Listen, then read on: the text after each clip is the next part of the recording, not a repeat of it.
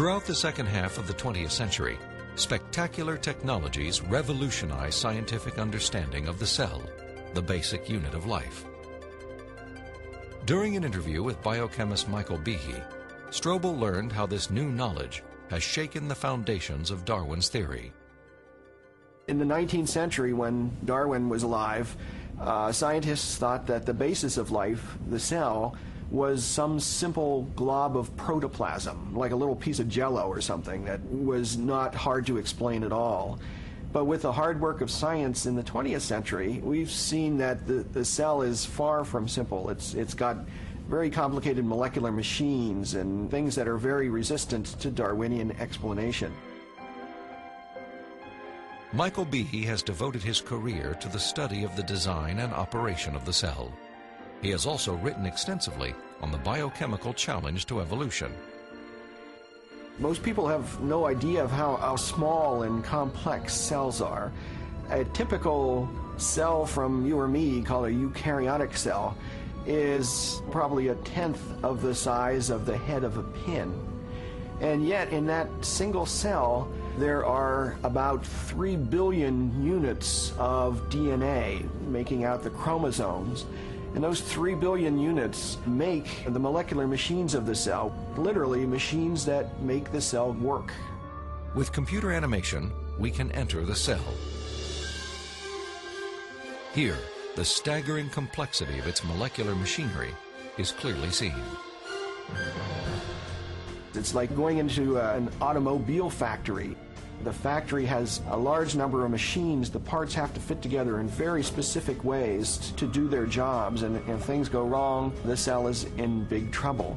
And just one cell is enormously complex, but humans, you and I, are made from trillions of cells, and those trillions of cells have to fit together in the right way and do their own job.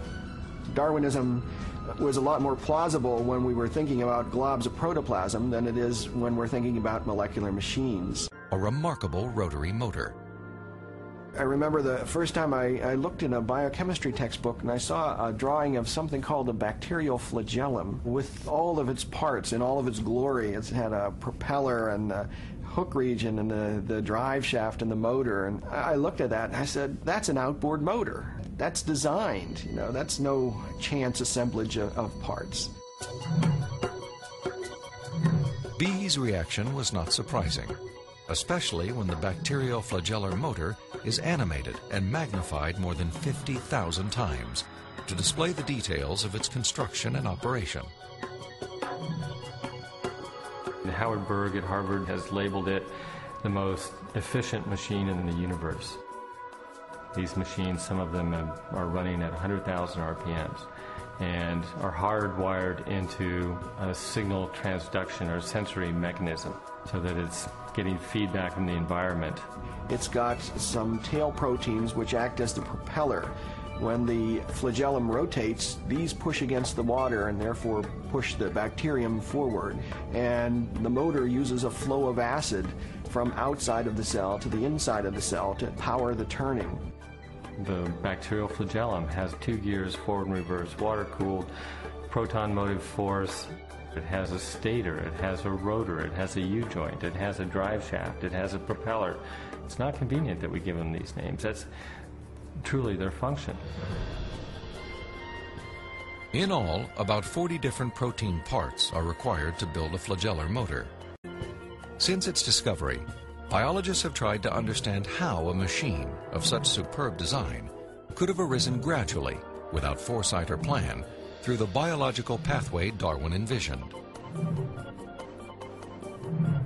I think what Darwin was trying to show was that things that look designed aren't really designed, but that we can find naturalistic processes to account for the complexity of life.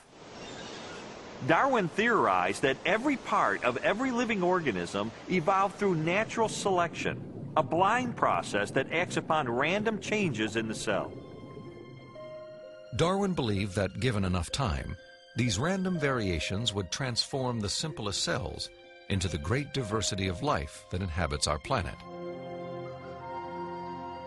In his study of evolution and molecular machines, Michael Behe has raised a significant challenge to the creative power of Darwin's mechanism of natural selection. It is called irreducible complexity. Irreducible complexity was coined by Mike Behe in describing these molecular machines. Basically what it says is that you have multi-component parts to any given organelle or system in a cell, all of which are necessary for function. That is, if you remove one part, you lose function of that system. Irreducible complexity can be illustrated by a familiar, non-biological machine, a mousetrap. The trap is composed of 5 basic pieces: a catch to hold the bait, a strong spring, a thin bent rod called the hammer, a holding bar to secure the hammer in place, and a platform upon which the entire system is mounted. If any one of these parts is missing or defective, the mechanism will not work. All components of this irreducibly complex system must be present simultaneously for the machine to perform its function. Catching mice.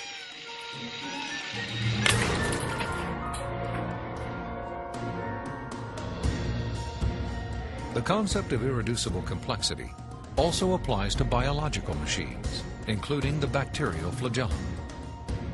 All told, there are about 40 different protein parts which are necessary for this machine to work. You can't put something like that together gradually because they need a large number of parts interacting with each other at the same time before they work at all. Without the tools to observe the machinery of the cell, and long before the idea of irreducible complexity, Charles Darwin offered a way to test his own theory. In Origin of Species, he wrote, "If it could be demonstrated that any complex organ existed, which could not possibly have been formed by numerous, successive, slight modifications, my theory would absolutely break down." Darwin acknowledged that if someone identified a biological system that could not have been constructed in incremental steps over long periods of time, then his theory would be invalid. And what Michael Behe and others have discovered is the existence of biological machinery that cannot be explained away by Darwinian processes. Darwin's failed predictions have in fact falsified his own theory.